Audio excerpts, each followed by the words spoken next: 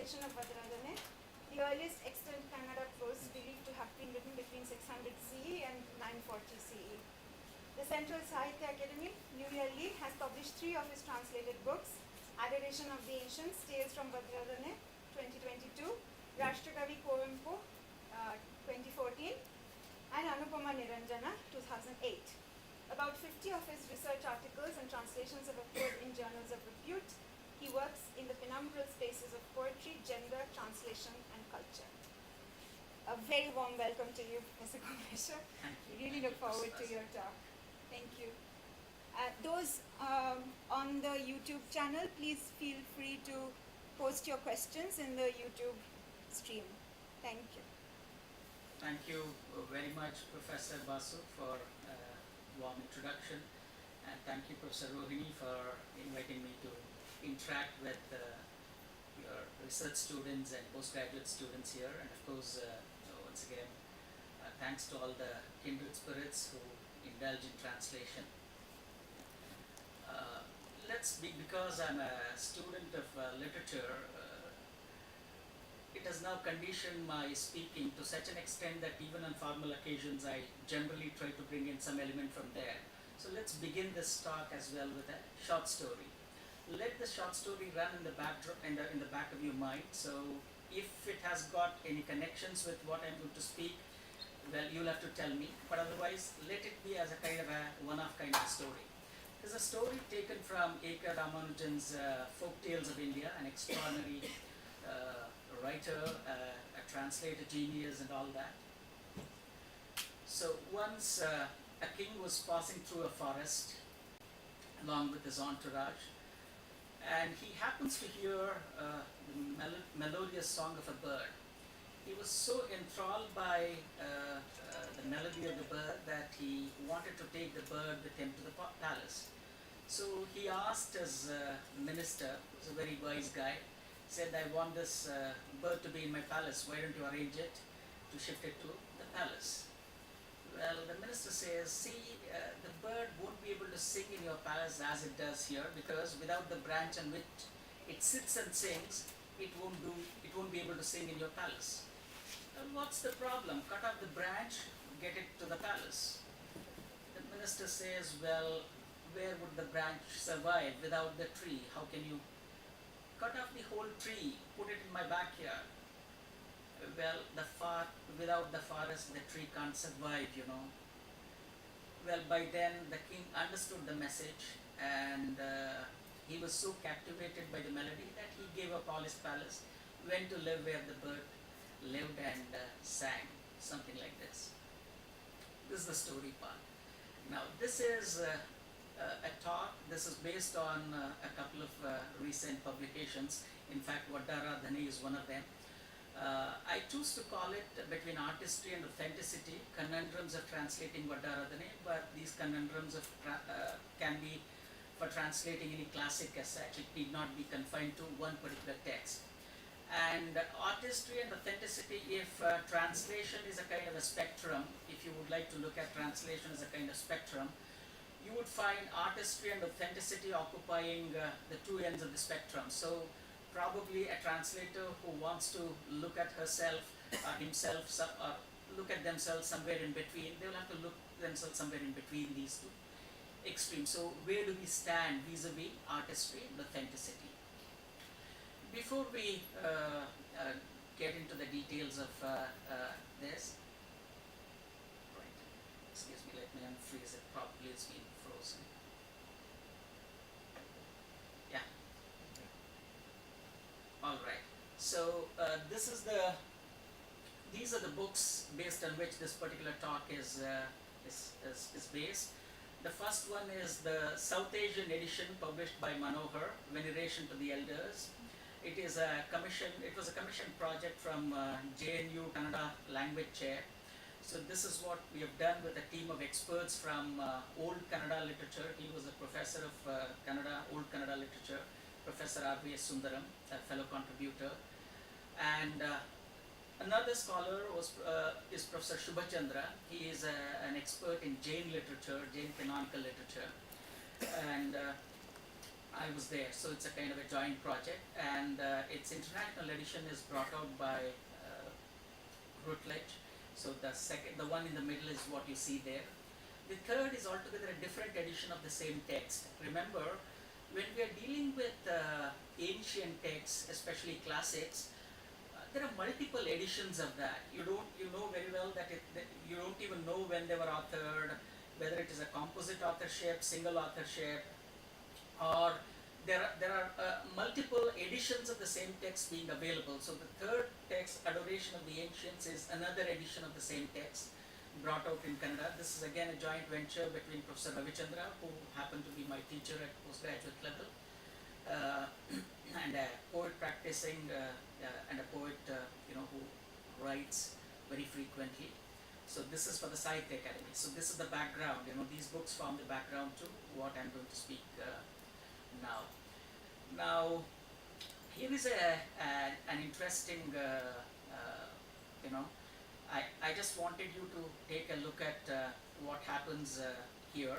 This is a kind of a picture of the text that I deal with. In fact, this is in Old Kannada. You can see there that the entire text is probably just one sentence, 2-3 pages put together in one sentence, a combination of prose, verse, dramatic dialogues. I just wanted you to have a feel of how the text looked like. I'm sure not many would be able to read what's written here. Even for that matter, native speakers of Karnataka also will not be able to read it, because this is a text far removed from the present. This is how the text used to be written about 1200 years ago, 1300 years ago. Therefore, even the present readers, the contemporary readers of modern Kannada, may not be able to read it fluently. So this is how the text looks like. Okay. Here is a very interesting writer, an Israeli writer, Yehuda Amichai. I like him a lot, and especially this particular excerpt. Look at it. Quietly we transfer words from one person to another, from one tongue to other lips, the way a father passes on the facial features of his dead son, the facial features of his dead father to his son, yet he doesn't resemble either of them. He is just the go-between. So it's something acts as a kind of a superscript to the very enterprise of translation as such. The epitome of translation. This is probably what every translation would want to achieve. Whether it achieves or not is a different question. Again, let it also be there at the backdrop, so you can see how well the talk interacts. Now here is a very interesting coincidence. You know very well the Tomb of Sand. It's a translation of Red Samadhi by Gitanjali Sharma, done brilliantly by Daisy Rockwell, got a Booker in 2022. And somewhere about a century ago, if I'm not mistaken, 1913 I guess, we got the first, Asian literature as such got the first major international recognition in the form of Gitanjali. So I was just wondering if there is anything substantial to the name Gitanjali itself, that it took 100 years, more than 100 years for some of our Asian literary works to get the kind of limelight that they've got now. Now, in her translator's note, Daisy Rockwell begins with this very interesting question. What is a translator to do with a text that is focused on its own linguisticity? Of course, she's aware of the neological dimension of the term. It's a new coinage, and goes on providing answers to how she does that. Of course, she says that throughout her translation, she strives to replicate the dhwani. She strives through the text, she strives that this particular translation acts as a kind of an English dhwani to the original text, something like that, and then goes on listing out what she does and all that. Similarly, if we are to ask some kind of questions, why do we do it? What are the major challenges involved here? Something that comes to my mind is, Vaddaradhane, this is a particular text, before we proceed. Vaddaradhane today is broadly understood to connote veneration to the elders. It's like respecting the elders.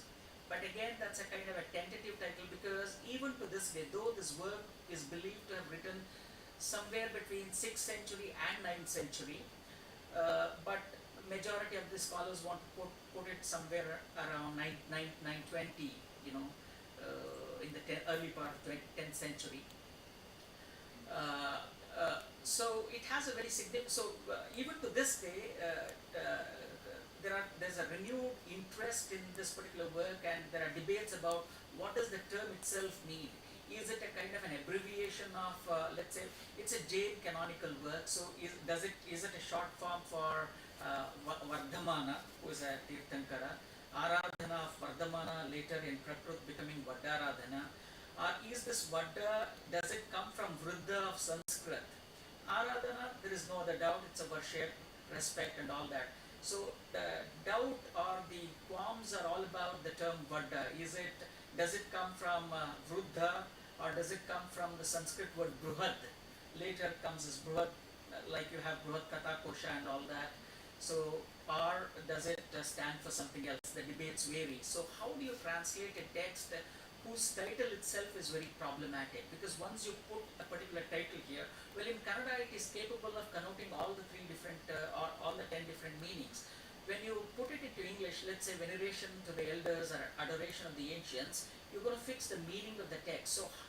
So thereby you're limiting the dynamic quotient of the title itself. So the challenge to the translator begins right from the very title of the text. And then there are about, how do you translate a text which is far removed from the present?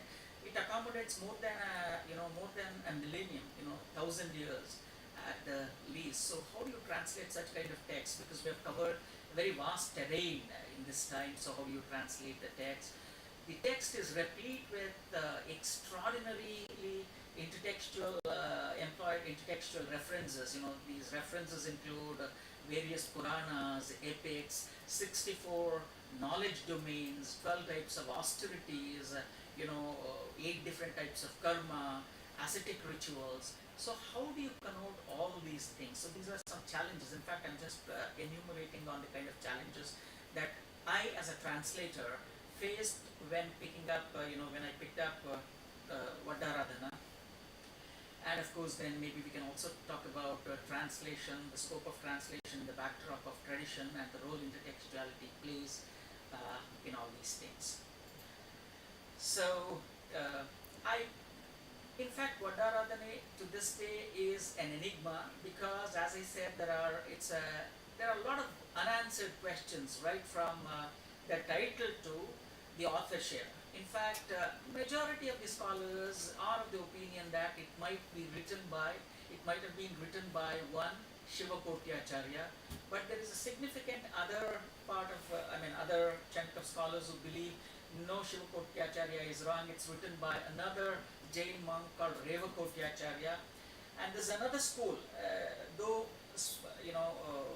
very few, but it's a very solid chunk that believes that it's neither of them. In fact, it's written by another writer called Brajishnu. The reasons for these kind of doubts is because the text nowhere mentions the author, except at one particular place. That too, it's available in one edition. There are 8 different editions of the text available. So which edition would you believe in? Textual scholarship is a very it's still mired in a lot of things. So therefore, which edition would you believe? Where do you go and all that? Again, the authorship problem, title itself is problematic, and so these are the things. And again, as I showed in the very beginning, a picture of a couple of pages, it has the dramatic elements in it, it has narrative elements in it, and it has also strong prose elements in it. So, and there's a beautiful intermingling of all these elements there. And rather than acting as different forms, it creates a new genre in itself. Of course, in Kannada, there is a genre called Champu Kavya. Champu is a combination of prose and verse, but it also includes a dramatic element. So, how do you translate such a beautiful intermingling of genres? So these are the questions. It's a very significant work because, as I said, it's a kind of a precursor. It's the first available prose work in Kannada. The significance of Vaddaradhane is it's the first available prose work. Though Kannada literary history talks about writers who were there earlier, unfortunately their works are not available to us. So therefore, this appears to be the first work. So this is the first.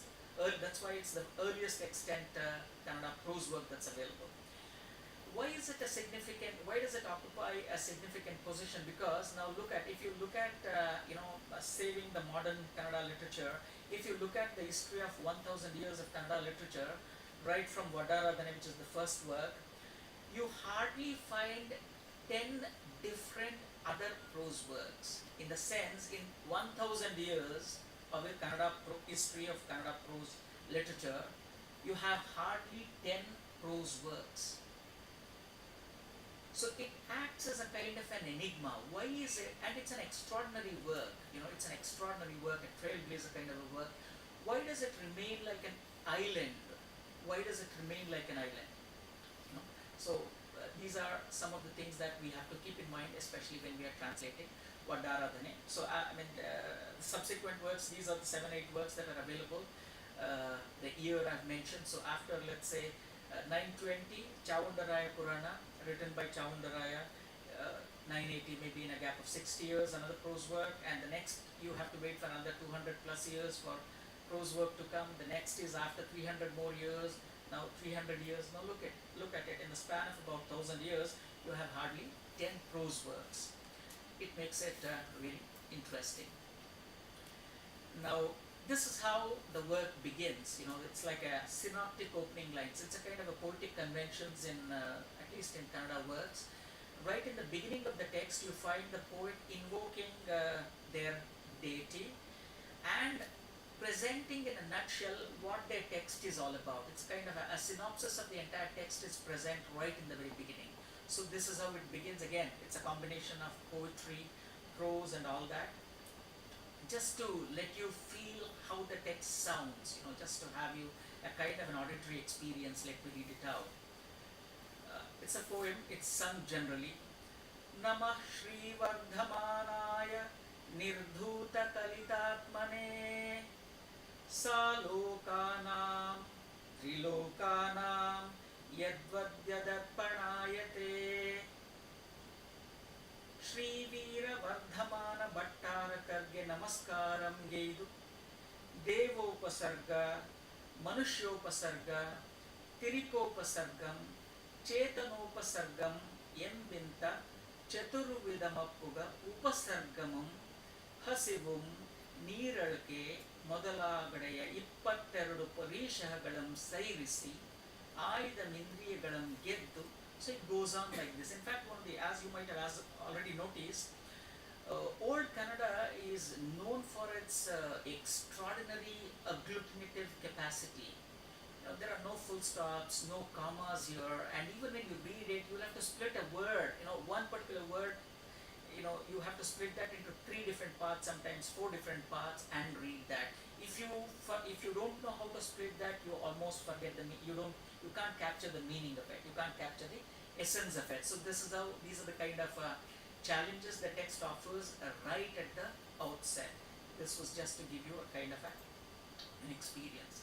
Now here is Vaddaradhane is a collection of 19 tales of Jain monks, their trials and tribulations, the kind of life they lived, and the kind of trials and tribulations they went through, and finally achieved salvation. It's a story. It's a kind of it offers an extraordinary scope for post-structuralist scholars. In fact, though this work was written in 10th century, if there's a post-structuralist thinker and wants to apply some of the techniques, theories there, it will offer an extraordinary reading. So it's a compilation of 19 tales. The tale of Sukumara Swami, Sukaushala Swami, Gajakumara, and all that are varying length. So a particular chapter is, let's say, of 3 pages, and a particular chapter is of about 45 pages. So varies. The overall structure is similar, is something simple. The person is born, and the person attains a point of realization where they realize that whatever the life they have been living, whether it's an ordinary person, a king or a prince or whoever it is, they realize that the life they are living is not really worth it. Therefore, renounce everything, go in search of that kind of knowledge that can liberate them. So this is a kind of a structure that you can find almost in all the all the tales. The context is different, situations are different, and the point of realization, that's different. Otherwise, it's a very interesting tale. I call it a work that remarkably displays a polyphonous ecosystem, because polyphony, multiple voices, multiple sounds. Remember, though it is written in old Kannada, you find a very generous sprinkling of Sanskrit and Prakrit words in that. If I have to give you even a rough idea in terms of some data or statistics, you have Sanskrit about 30-35%, Old Kannada about 40-45%, the remaining Prakrit, something like that. So it's a very healthy mix of all the three different language structures. True linguistic diversity you find in Vaddaradhane. So you find them almost jostling with each other. In one particular word, you find the word beginning with Sanskrit, the middle of it is in Kannada, and ends with a Prakrit sound. So a beautiful linguistic hybridity, diversity you find there. Unfortunately, you won't be able to replicate all that. How do you do as a translator? You'll have to begin with in probably in Old English, mix a part of French in that, and then maybe end in Spanish, something like that. So probably it requires a huge enterprise, not probably with one or two or few of them. It requires a multinational cooperation to produce one single word, something like that.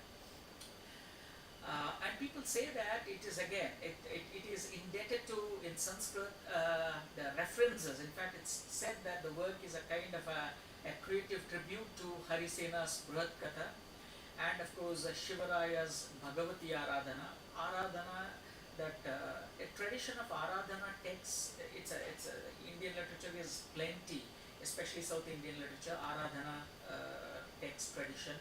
So it also belongs to that particular one.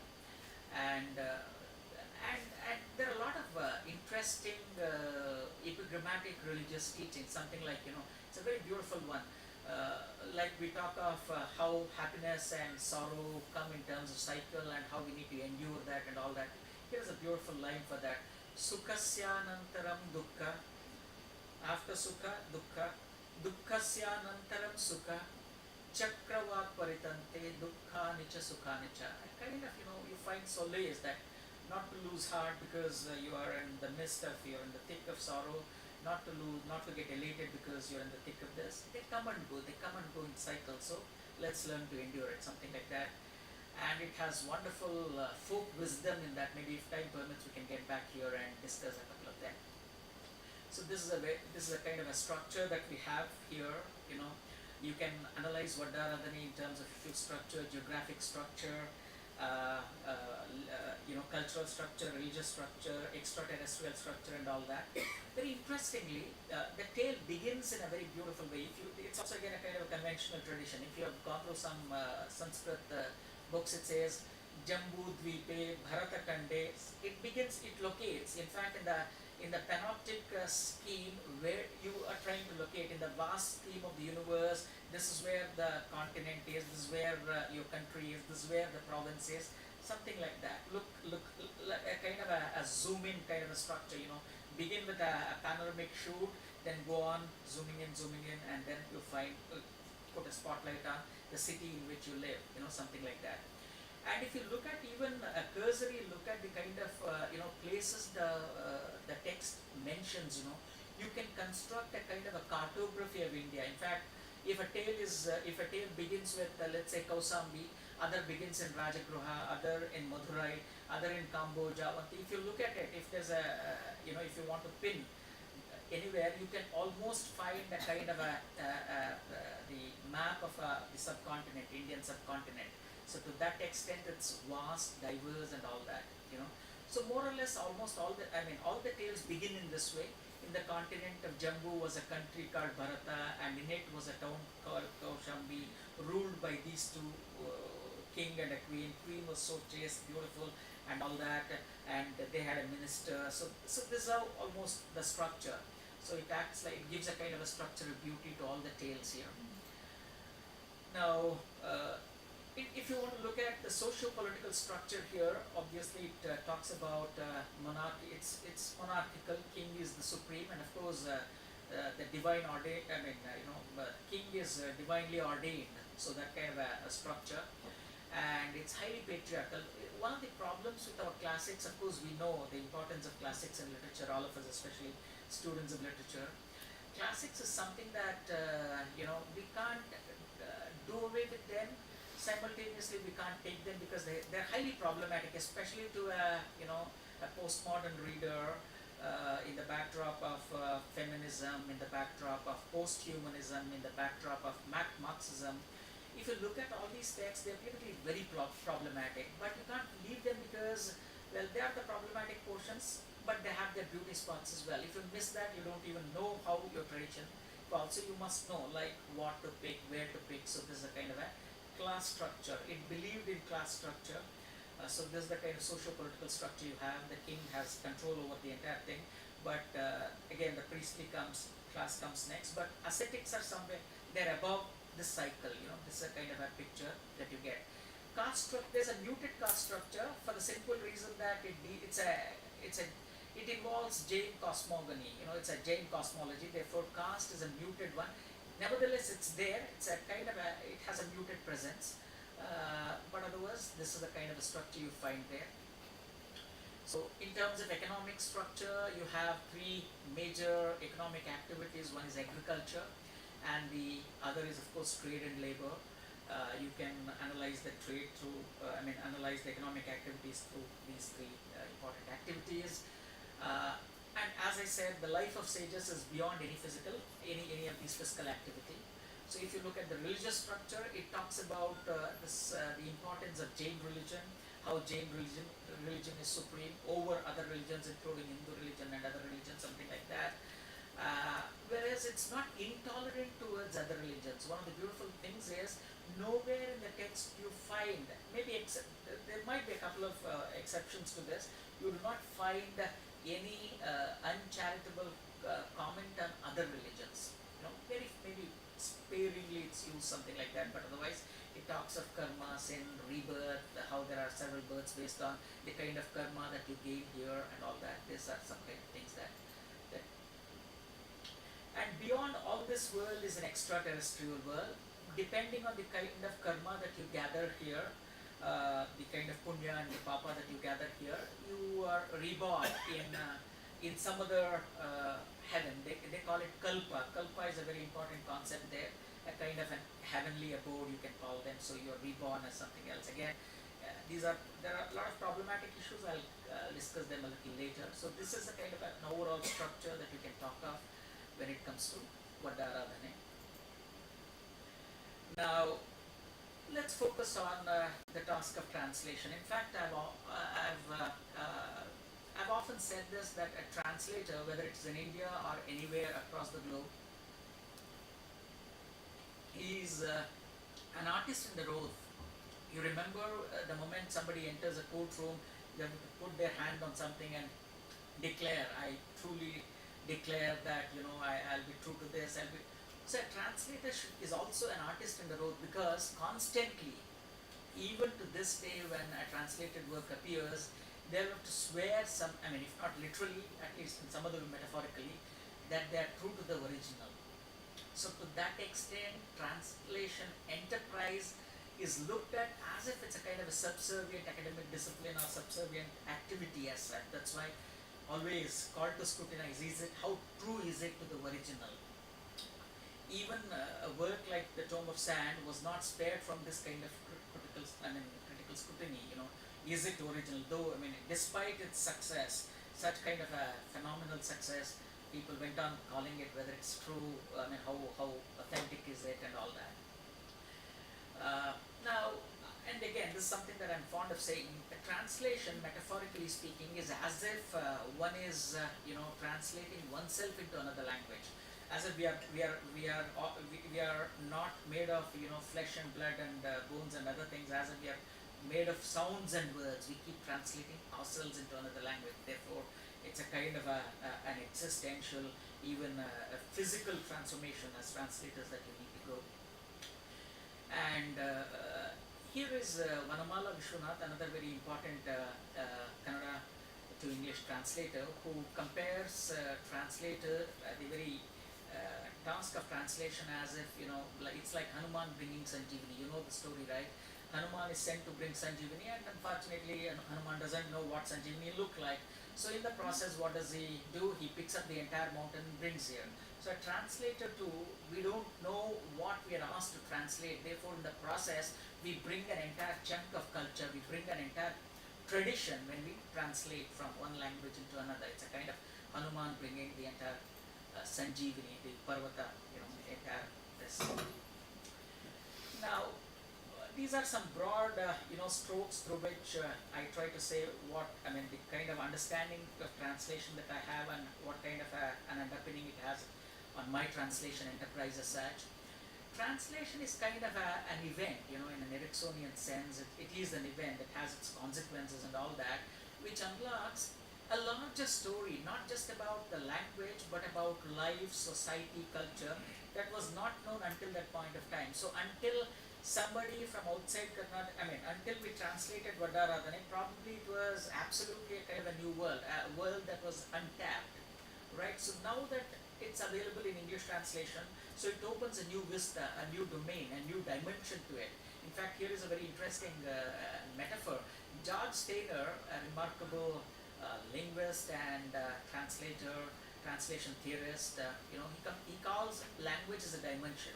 So if language is a dimension, translation is an interdimensional experience, because you try to fit into one dimension another dimension, right? So it's a kind of an interdimensional experience. Imagine an entire dimension putting one dimension into another. You would understand the complexities involved in the job, And another problem is, like, as I said, being located in a postmodern context, you're revisiting a premodern culture. You're revisiting a text located in a pre-modern culture. What kind of interventions do you as a postmodern translator make? Or what are your limits? Are you guided by the ethos of your age, stage, sensibility, or do you simply blindly follow what is there in the text and present it? What kind of ambiguities? That's why it's always it's kind of a fine balance, like remember the trapeze artist maintaining a balance and a tightrope, walking on that. So translation appears to be some kind of a kind of a balancing act, something like this. So these are something that we'll have to keep in mind. Now, specifically when it comes to Vaddaradhane, what kind of translation conundrums that we as translator faced? Now, as I said, any classic for that matter, whether it's a Greek classic, British classic, or even Japanese classic, Chinese, Indian, they are highly patriarchal in nature. You must have known that. You know the reason behind that. Being a student of feminism, I don't need to get into the details of why they are, highly patriarchal, feudal mindset, and more than anything else, misogynistic. Why do I call it the misogynistic? Because there you find, even in Vaddaradhane, you find that, if you, somebody who doesn't do well in this life, they are cursed to be born a girl in the next life. And even if they don't do something well there, they're cursed to be born an untouchable girl in another life. So this is what the text says. I'm quoting from the text, So look at the kind of misogynistic, context in which it is steeped. So how do you do that? Do you make some kind of interventions like feminist translators do? What do they do? In fact, it's a, again, it's a kind of a translation in quotes. When a feminist translator does it, probably they cleanse the text of all these kind of misogynistic representations. Take only what is acceptable, because ultimately, unless a text speaks to the entire humanity, no point in considering that as a classic, right? Therefore, do you sanitize a text? What are the costs of sanitizing? I'm sure you must have recently gone through the debates surrounding Roald Dahl's books, these are the books that all of us enjoyed reading as kids, so now we come to know that these are highly chastised, edited books, whereas if you look at what Roald Dahl originally wrote, it's highly sexist, again misogynistic too. So it's a big a huge uproar broke out. Now again, Puffin Books, which published all that, now they've retraced all these, retracted their chastised ones, and now they've brought out the original ones. So what kind of interventions do you make? So this is a consensuous decision as a translator you need to make. Are you ready to intervene to that extent that you're going to sanitize the text? Are you going to be blinded because it's a classic? Do you want to just go blindly and write everything there? These are a couple of translation challenges that you'll have to take, especially if you take up a classic, whether it is Vaddaradhane or any other text. And another thing is, right at the language level, it is filled with pre-modern metrical and as well as prose, more than sensibilities, compositions, the metrical compositions, pre-modern metrical compositions. So how do you, in fact, when the text was written in such a sophisticated manner in Kannada in 920 Christian era, English as a language itself was not formed. You know this, right? Only in the 14th century you find a kind of a decent work in English. So by 920 there was nothing called English as such. So when you translate into a modern language like English, a postmodern language like English, the pre-modern syntactic structures, how do they give themselves into these kind of structures? Again, do you break them? Do you put it into a same single, like uninterrupted one sentence kind of a way, or do you make it accessible to the writer?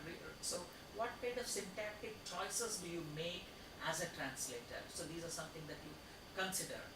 And we have talked about agglutinations from, say one particular word, a word begins with Prakrit, has Sanskrit in the middle, ends on a note of, Kannada. So how do you achieve this kind of, at a morphological level? This linguistic hybridity is at a morphological level, not at an entire textual level. How do you do that? Within a word, three different, a prefix from Sanskrit, the root word from Kannada, and of course suffix from some other language. So how do you achieve this? Smoothlessly, effortlessly, elegantly. So these are some things that we can keep in mind. Again, as I said, problematic religious teachings, references to specialized religious teachings, we have discussed that. Specialized references to specialized knowledge. Say for instance, it talks about 6 different types of karma. English vocabulary, unfortunately, because I'm translating it into English, is not equipped to handle the 6 different types of karma. Hardly we have karma now as one English word now. So now it's just as a karma as an English word probably has a history of about 10 years, not more than that, 10-15 years, okay? Acceptance, international acceptance. So you're talking about 10 different types of karma. So how do you accommodate the shades of karma there? Or 24 agamas. More than that, even, in a particular story, it says thievery. Thieving is also a kind of an art. It's one of the 64 different types of vidya here. So even in thieving, there are different varieties there. How do they do it? So here is a highly specialized knowledge. So how do you translate these kind of terms? How do you translate these kind of terms there? Because English as a language itself is not well equipped to do that. So what kind of, again, how do you do that? For instance, so Vidyut Chora, here is the story of the tale of Vidyut Chora, who is an adept. He's a kind of a master thief. Something like you have the French series, right, where he's a master thief. What's the Arsene. Right. So he's a Vidyut Chora is a kind of a master thief, something like that. So he is an expert in 10 different styles of thievery. So again, that's a kind of a debates about date, authorship, readership. Again, authorship and date we have discussed. Readership. Who am I translating this particular work? Even in Kannada, except students of postgraduate Kannada students, no one reads these kind of works because we don't have time to read even modern literature. So do we read the ancient Kannada literature? So who am I translating it for? Am I translating it to the Western readers, a few departments that offer South Asian studies, or to someone else? So these are the questions that I need to keep in mind, because the choices that I make, it impinges on the quality of my translation. So these are some things that I'll have to keep in mind. And of course, translation, power dynamics, that's something that you already know. Again, so these are, whatever issues we discussed there, this is a kind of a reference to that. I said, now look at the place of dwelling. In fact, it makes use of, so here an ascetic, once you take up the verb of being an ascetic, you'll have to travel. Peregrination is a kind of a motto. You can't stay put in a single place. So they travel through different types of abodes. Now, grama, nagara, keda, Karvada, Madamba, Pattana, Dronamukha. So these are the different types of dwellings. So how do you translate that? So you have to something like the highlighted portions, hamlets, villages, towns, fort towns, coastal towns, valley towns, market towns, and cities. Look at how richly descriptive of life here. So you have to come up things like this. It may not make sense in English because, however, in order to accommodate, you will have to bend. This is what, as a translator, you have always an option to make it sound like perfect English, as if your work is crafted in Queen's English, or as if it carries the cultural burden of another tradition. So as if you make it sound like that. So what do you do that? So again, it's a kind of between artistry and authenticity where you stand as a translator. So this is a kind of a middle path that we did. So these are some more illustrations from the same, that specialized knowledge thing. Yeah, here is an interesting quote, and for want of time, I'm not going to touch upon all these things.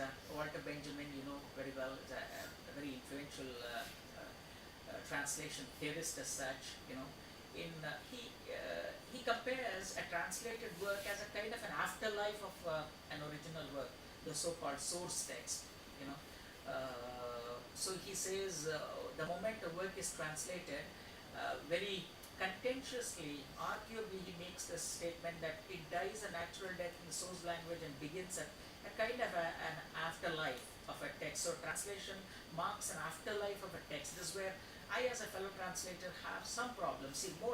Simultaneously, when a translation appears, people would be reading the original translation of a translation together. Just because Tom of Sand has come, it doesn't mark the death of Red Samadhi in Hindi. People still keep reading Hindi. They continue to keep reading Hindi, right?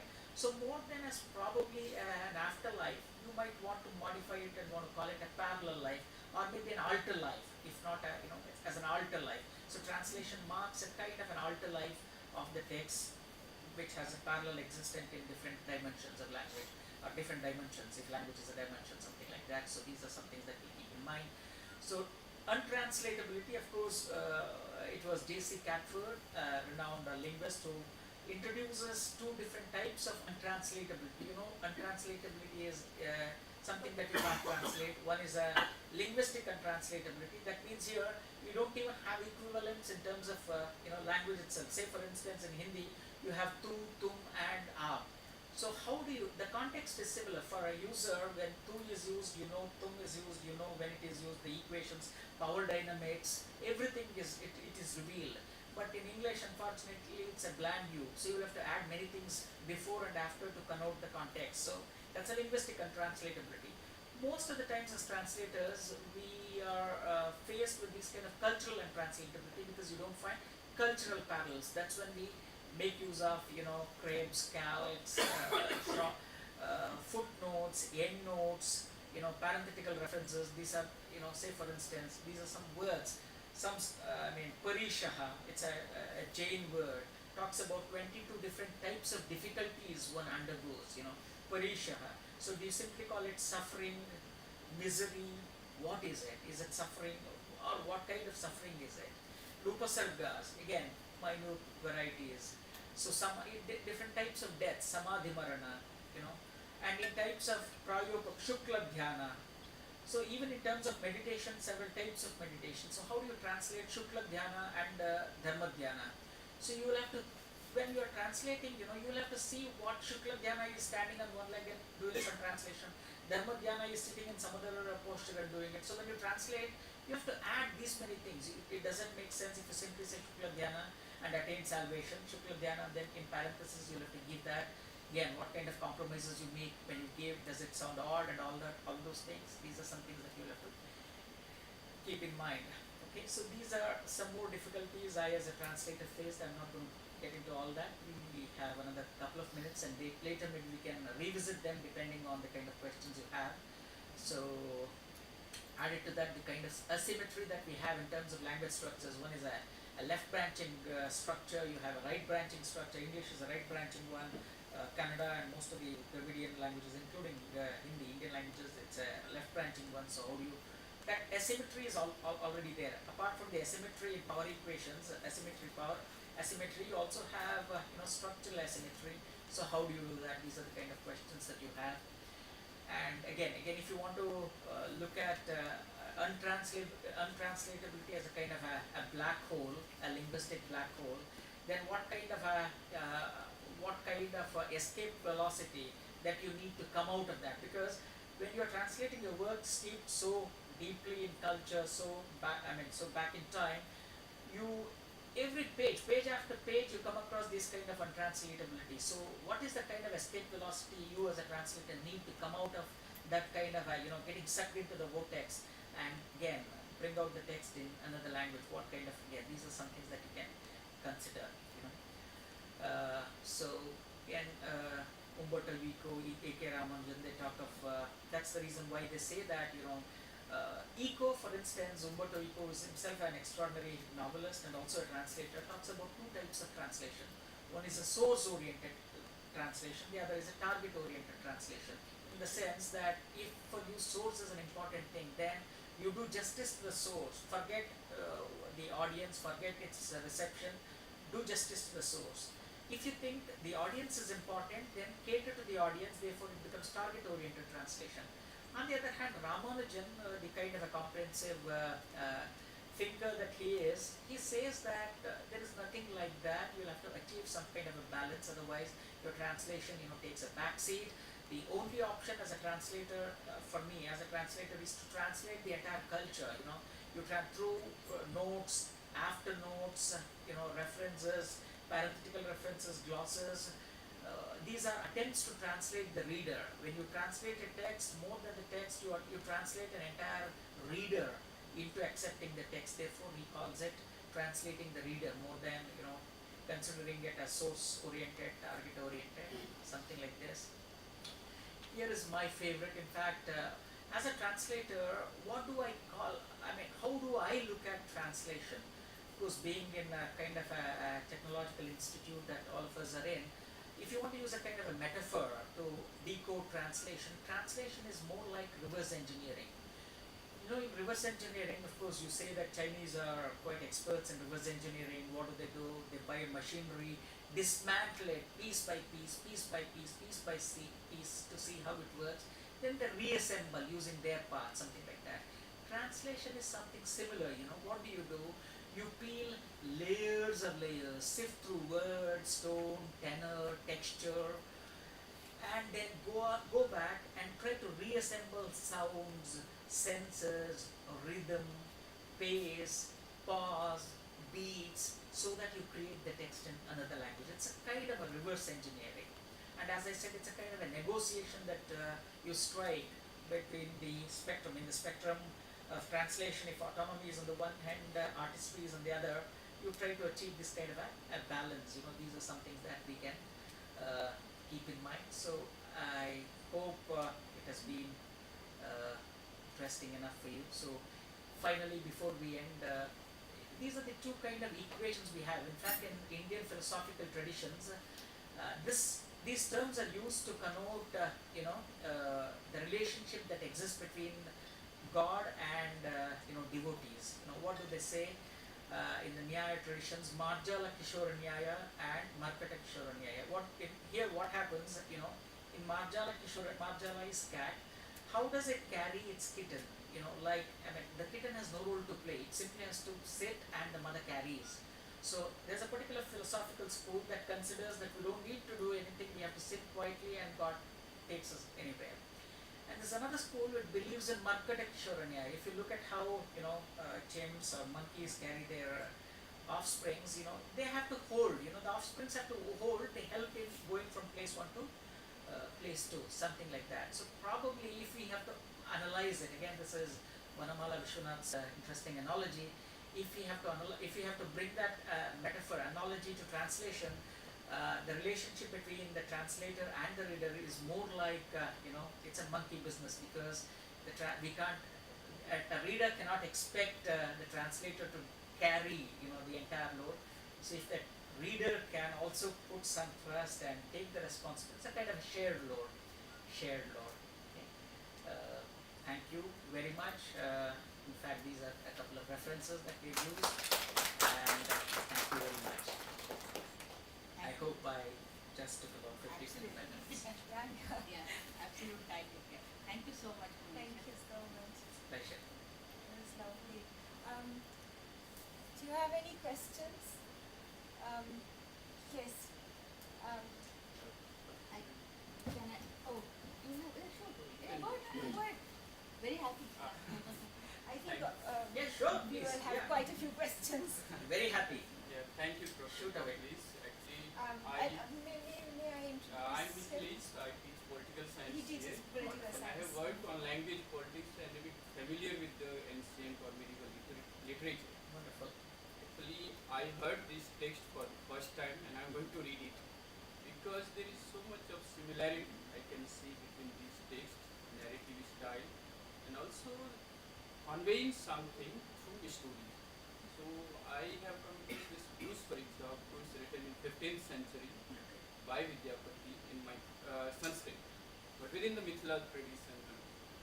So I have a lot of similarity, and I'm going to read you Thank you work very much. on this to know how to do literary translation of some ancient.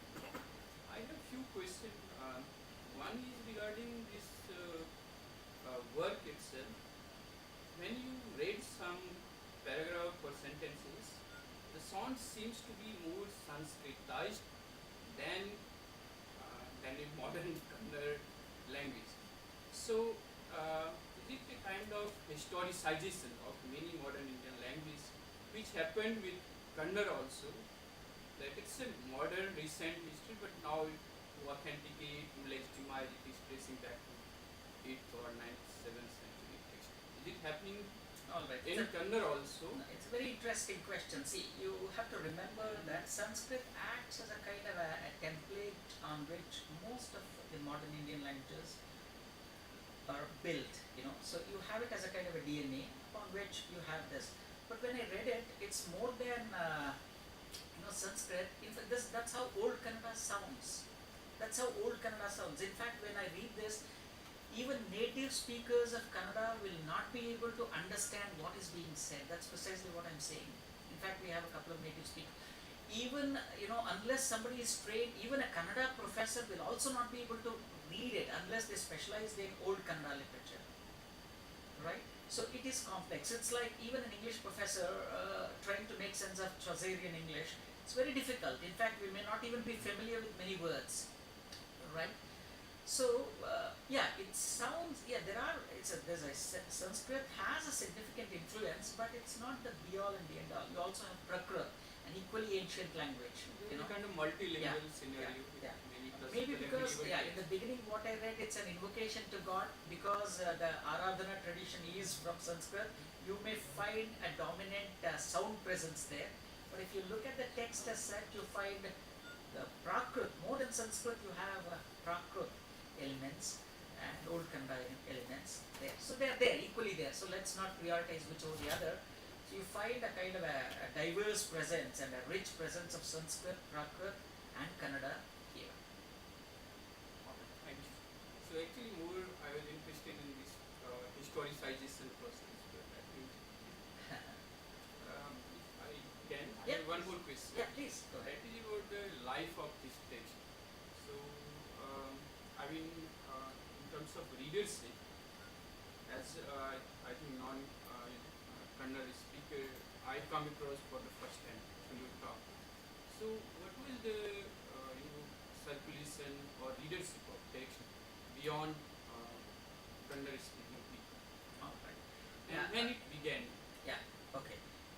interestingly, in fact, for the first time in 1930s, a scholar called, D.L. Narasimhachar, he was a renowned Kannada professor, very well-read, he was very well-versed in English, Sanskrit, even Prakrit and all that.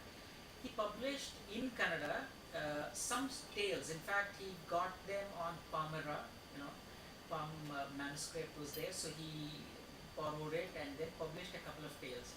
So it generated a lot of interest there. So from there it began a kind of a systematic enterprise, and in 1949 he comes up with all the 19 tales. In fact, he says that he had to wait for, especially textual scholarship, you can't just rely on one edition, one palm leaf manuscript.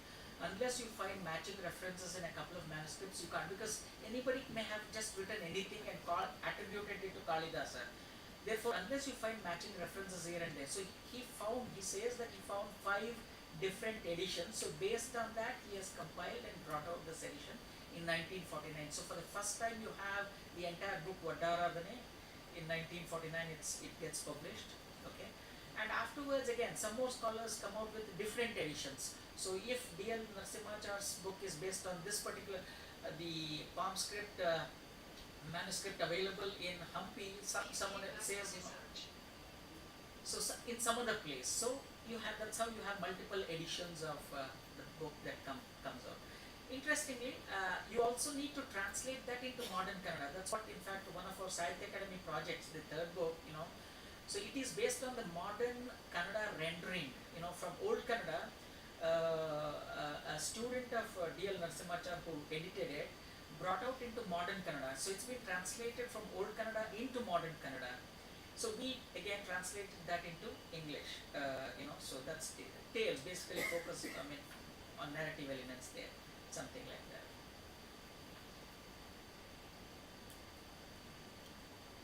If I may quickly Yeah, please, ask, please. related to this, which edition are you using in your Okay, translation? this is something, if it were an independent translation project, that's a kind of a choice you need to make. But both were commissioned projects for us. And expert committee felt that we need to translate for the JNU chair. This is a kind of an authoritative edition. DLN edition is an authoritative edition. So we followed that.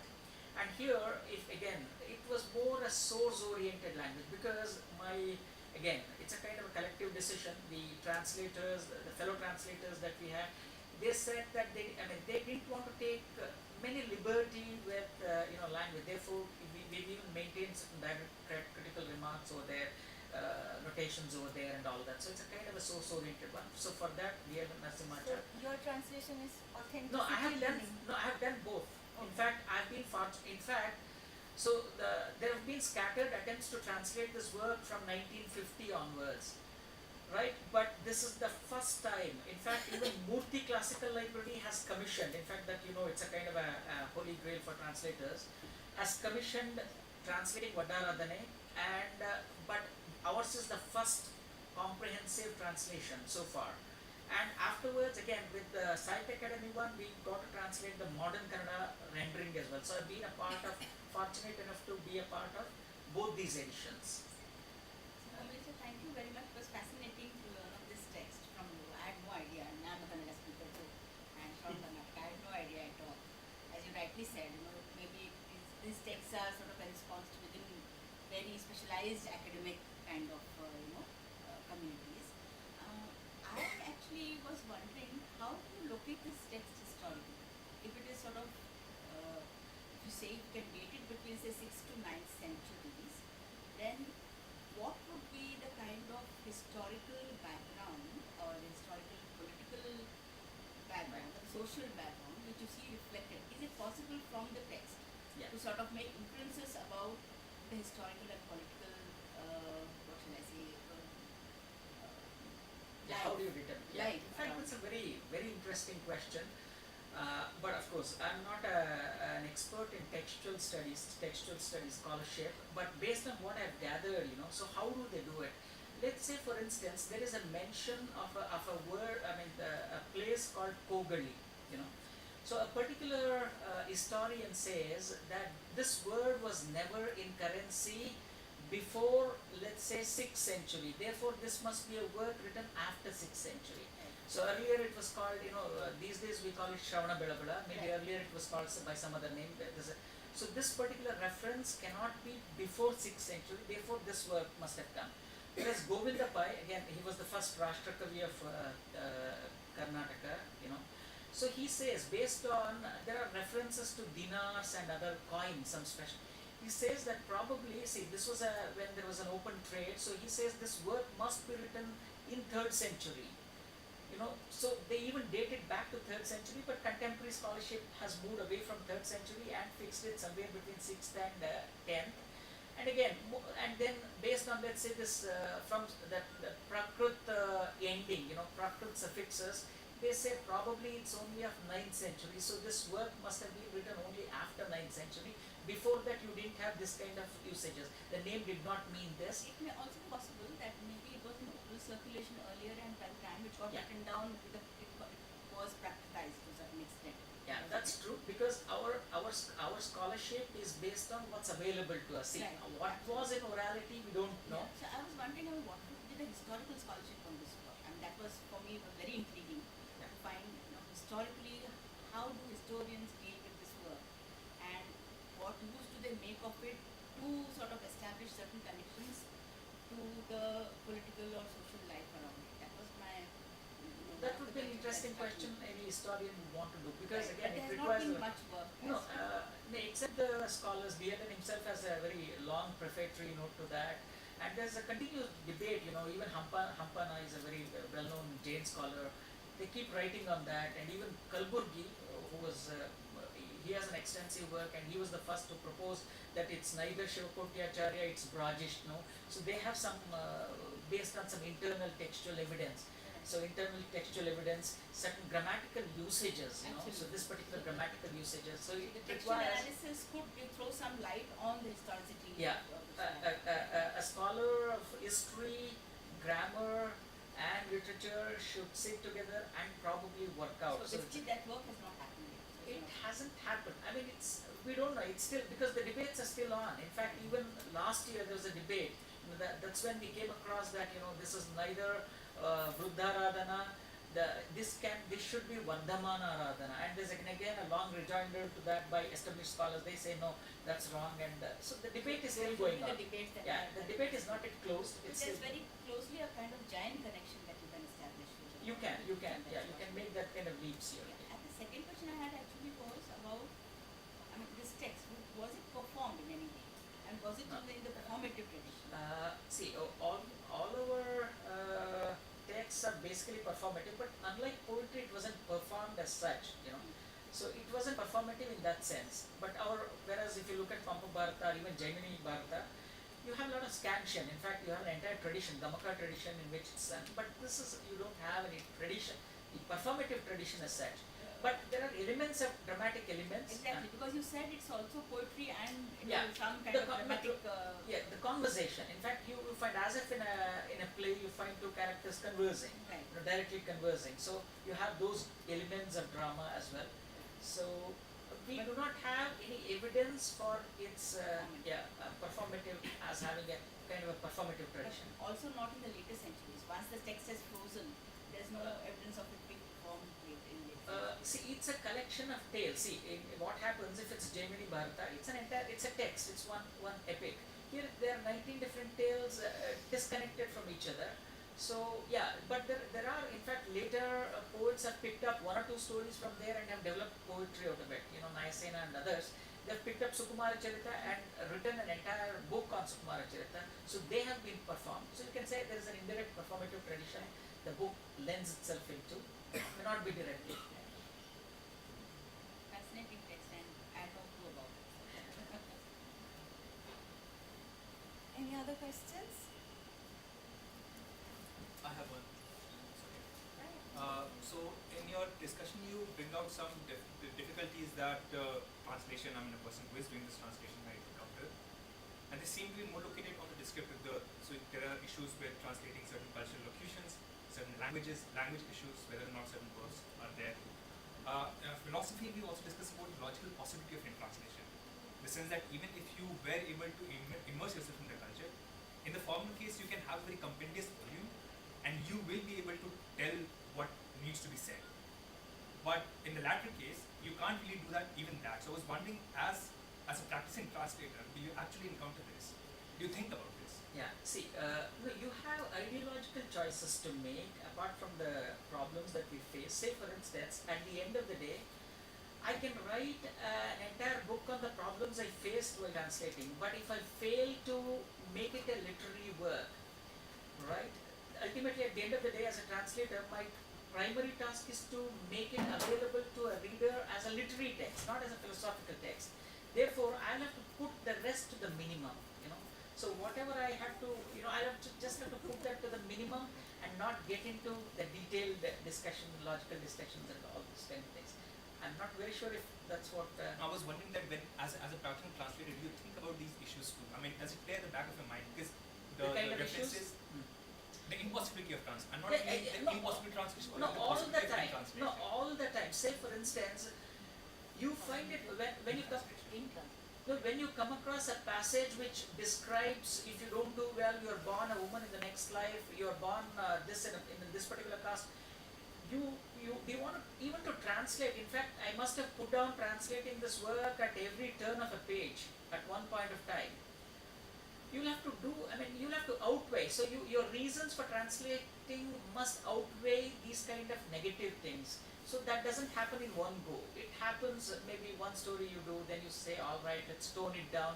So that happens, you know, subconsciously you tone down all those kind of things, because ultimately, this is not, I want the English readers to remember by, you know, I want them to remember by the merits of the text, not so much by where it lacks. I mean, for me, but other translators may not really believe in that. They want to show it in as it is, you know, if it's ugly, it's as ugly as it is, if it's beautiful as it is.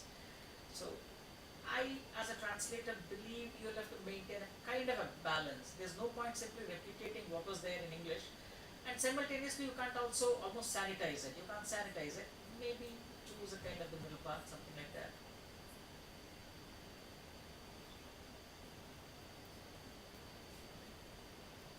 Yeah, please. Yeah, so thank you for your talk. I was just thinking of, you know, I think somewhere you said that there was some connection that this text had with the Brihat Katha. Yeah. So, I mean, is it in its narrative structure, is it similar to, let's say, the Brihat Katha or the Katha Sarit Saga? No, not to Katha Sarit No. Sagar as said. Brihat Katha, yes, and Vaddaradhane. In fact, it's said that, see, now in Kannada, it's there's even an argument. It's a collection of 19 tales. There are some scholars who believe that in Brihat Katha there are more than 190 tales. You know, more than 190 tales. So even in Kannada, I mean, whether they are missing or it's just a kind of a picking up some 19 or 20 from there and presenting it, we don't know. And if there are influences, yes, there are some narrative similarities. Say, for instance, here, and there are some radical tales. Imagine in 9th century, 10th century, a work, there's a tale called Tale of Agniraja, who marries, he's a king, marries his own daughter. He puts forth the strange logic that, you know, I'm the king of this state, I must own everything that's beautiful, therefore, what is wrong if I marry, and marries all that, then that point becomes a, you know. So you have some kind of radical tales like this, you know. So, and similarly, even Brihat also has some kind of tales. So you find some kind of similarities, but to what extent that overlapping is there, well, is a matter of study, a matter of further study. No, yeah, I was just asking you because in the Brihat Katha or the Katha Sarit Saga, we also have a blurring of the outer and the inner narrative frame, you know, and very often there's a overlapping of the two, and they kind of thematize each other. Right? Yeah. The meta and the what's inside. You have the Aham and Puram, is that what? No, I'm talking about just the fact that you have this emboxed. You have a story within a story within a story, and very Frame often narratives. In fact, yeah, that frame. happens. That's a very interesting question. That's true for almost all our tales. See, who is a narrator at one point of time becomes, you know, subject matter in the other. So what is a point of narration becomes a subject matter of the tale. From there, you have a tale within a tale within a tale within a tale, at the end of which you don't know where you began. But there's a connection somewhere. Yeah, but also I think in the Katha Sarit Saga, the innermost tale goes back to the meta tale. Yeah. Because the initial story is being told by Shiva and Parvati. So I mean, Yeah. there's just that. Yeah, no, there we fortunately we have all the tales available. Here we don't even know. We don't know because this this is still a text in the making. Vaddaradhane is still a text in the making, and people are even, I mean, they assume that there might be many more stories which might add more meaning, more circularity, and all that. You find references, of course, it comes back later, at least at a narrative level, you find the structure. You know, if you look at Tamil text from the same period, especially once you're Jain, I noticed that there's a particular way in which they want to kind of disseminate the importance of Jainism, and I think one way they do it is, of course, talk about Jainism in relation to, let's say, worldly pleasure or eroticism. Right. I'm just wondering if, you know, these monks or these elders out here, they actually go through a similar journey where they Absolutely, have to go through something. that's precisely what happens. It's very interesting. You know, so they're wallowed in all the luxuries, you know, all the 7 types of luxuries and all that. A point comes where they realize that this is not all there is. They want to give it up. And now, interestingly, after giving up, they go through, you know, hardships and all that, not even a single meal a day, or not even, you know, you have to keep wandering and all that. So at the end of it, if you die there, you're born in a heaven where your bliss is, let's say, increased tenfold. Your bliss is increased tenfold. A question can come then if you want to give up all the pleasures here in order to attain the pleasures in the next life, what is the point of it all? It's a philosophical question, right? Yeah. Say, for instance, if there is an argument that in order to achieve some liberation, you have to give up worldly pleasure, it makes sense. You have to give up the worldly pleasure here in order to attain the worldly pleasure somewhere there.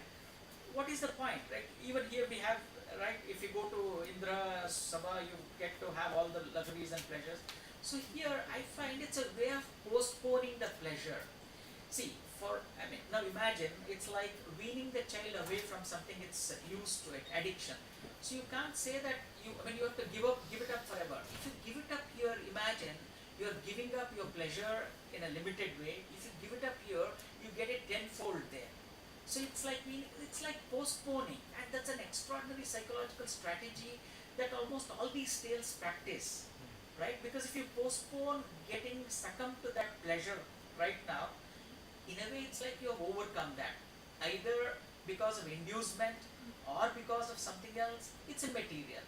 You have weaned away from those pleasures, you've been on the righteous path, and that leads to this. So you're right, in that sense, that's true. And yet it's also strange that much of the Jain epics in Tamil go into the description of these worldly pleasures. Yeah. It doesn't seem incidental either. Yeah. It's not on the way. Why do they do it? No, which is why I'm a little suspect. I'm not It's sure. very funny, isn't it? Yeah, because a lot, if you look at this epic called Jivaka Chintamani, only 10-15% of it is about what happens when you actually become an Arhat. But the rest of it is all about, modeling your erotic sports on Shiva and Parvati's divine sport. So I find it's a way of deconstructing it, I guess. See, unless you know what happens, you won't be able to overcome that, right? Probably that's the reason why you have a lot of erotic representations on sculpture all around, even in our most sacred places. So it's a way of deconstructing the pleasure.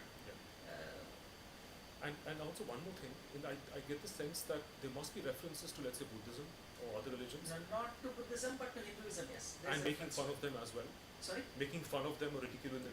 No, in fact, not to a very significant extent. Maybe 1 or 2 stories do that, but again, there's a very very healthy balance there. In fact, So the slant is more towards Jainism or Hinduism? It's a Jain monk, so obviously emphasis is more on Jain ways. So 1 or 2 clashes come, so here is a Brahmin's daughter who wants to give up her father's, whereas her father believes that, her caste is superior. Then the Jain monk comes and explains to him, and that's when they overcome. So in the process of that exchange, you find 1 or 2 probably very unceremonious or very kind of uncharitable comments, but it's not. It's highly balanced. To that extent, it's really good. It's very temperate. Just one last comment. Yeah, sure. In your translation, it would be nice maybe if you didn't have to translate everything, but maybe have a detailed glossary, for example, talking about these different kinds of, like karma, for example. I'm just wondering what the text has to say about maybe are there new theories of causality or something? Absolutely. What are they? If so, what are they? Without having to translate everything, but then have maybe a detailed No, we glossary. have done that. No, what I'm saying, rather than, that's what we could have easily indulged in he stood there for 18 years in what is it, in the Shukla Dhyana and attained salvation. So we checked what Shukla Dhyana meant, we described it to an extent possible and said, so maybe it's for later philosophers to pick up what kind of, I think that's an interesting study if could somebody might take it up.